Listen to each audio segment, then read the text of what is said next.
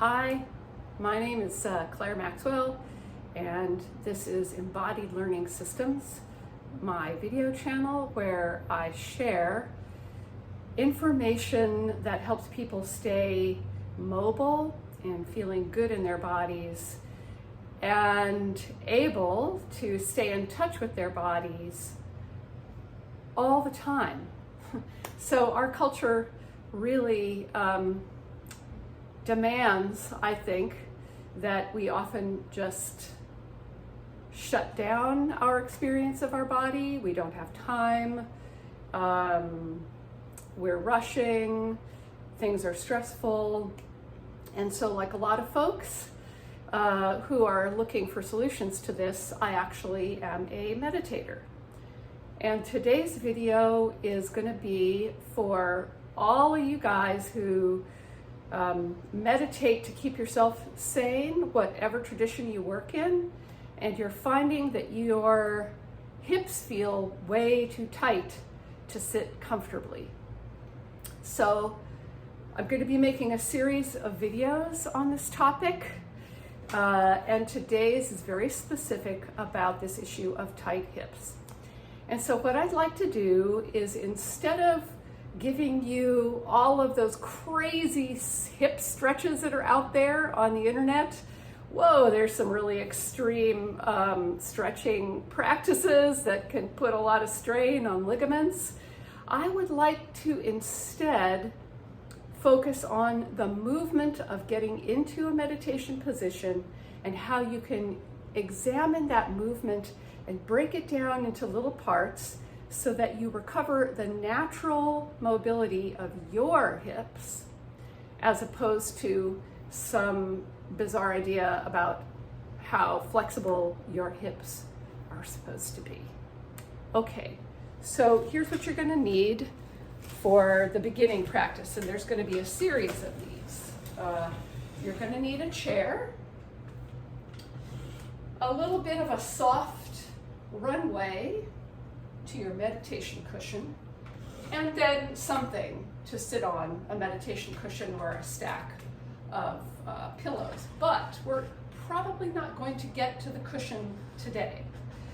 We're going to start with examining the movement of your hips and how it can go forward and backward and all around, and how your hips also rotate in and out as you move into the position. Okay, so the first thing you're going to do is just put one foot on the chair. And for a lot of folks, just that movement is a little bit of a challenge. So, but just do it in the way that your body can do it. And you may find it puts you in an interesting position. Balance may be a challenge. If you really need some help with balance, you can get another chair on the side. So the first thing I notice that interferes with this movement of bringing your leg in front of your body, which is what we do when we're sitting in meditation, is that people are trying to keep their back straight. And they might even move forward, like arching the back and moving forward. So what I'd like to suggest is that you let the weight of your ribs actually move back from your ankle, and you let your lower back move so that your knee can come forward. That means your hip, if your hip is going arching forward with your spine and being pulled forward, it's going to impinge actually on the hip joint space. And so just see if you can move your leg in and out there. And you could even let your foot roll out on the side, and you could even do the dread, letting your knee come in a little bit, and just see, whoa, how much movement you have there. This is discovery for you. Then you're going to let your weight shift back and up to bring your foot down. And that was probably good strengthening for the other leg, so that's a nice side benefit. Let your ribs shift back. Let your pelvis shift back so that your knee can come forward, not having to tip forward like that. and practice the same experiment. So you're kind of rolling through your foot, and what you may notice is that you also rotate out on the standing leg, and you can rotate in. Oh, maybe you could even turn a little. Whoa! Turn a little bit. So that's the first step. Then we want to get a little bit deeper into your hips, and I think that's as far as I'm going to go today. So now that you've kind of warmed up your lower back and you're letting your lower back move and your ribs move and the weight of your hips move, you have a little bit of sway.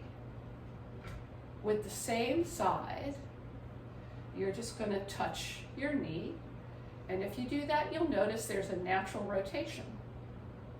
And that's something that we can do. You're rotating in a little bit on the standing hip and out a little bit on the folded hip.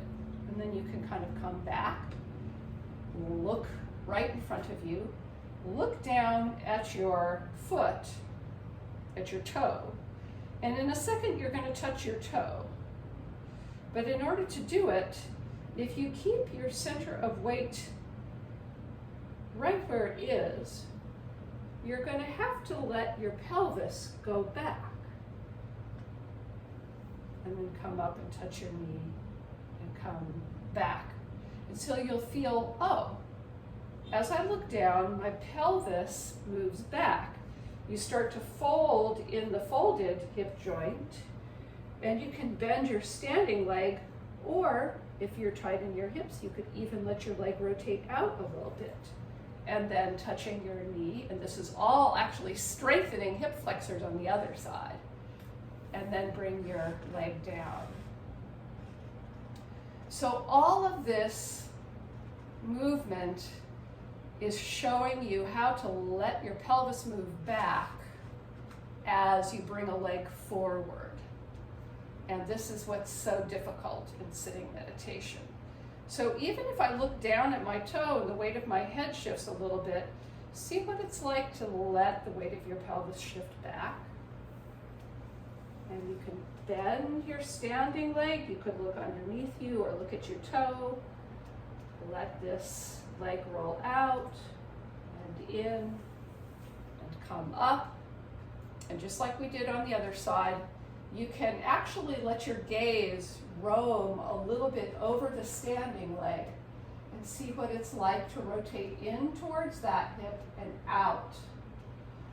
And actually, let's take the opportunity here to look around us a little bit and notice how your hips kind of move. They rotate. They're not fixed. So if you're trying to hold your hips square and free up your hip joint at the same time, you're going to be working against yourself. So these ideas that we have in standing, and come back to standing, are with us all day long, and they actually hamper the natural freedom of our hip joints that we need if we're going to sit on the ground. And so I'll just give you a preview of the movement that we're going to be going through in the next series of videos. So we also reach to the back of the chair, letting the weight of the hips go back. We put weight on the chair, and we become a little bit quadrupedal. We start to put weight on the back foot. Don't worry, I'm going to break this all down. We start to crawl backwards with our knees open and our toes kind of closed, because that's the position that you sit in. And then eventually we get up to the cushion. And by the time you get there, I hope your hips will feel a little bit better. And of course, there's many, many variations of cushion and support that you can use if you don't have as much flexibility as I do. Okay, peace and love. I hope that was helpful. If you want more educational material related to this, please sign up for the newsletter below. And if this interests you and you would like to have a course on it where you're guided in person through this process and have it tailored to your beautiful special body, let me know in the comments below. Maybe I'll design one. All right, peace and love. Bye.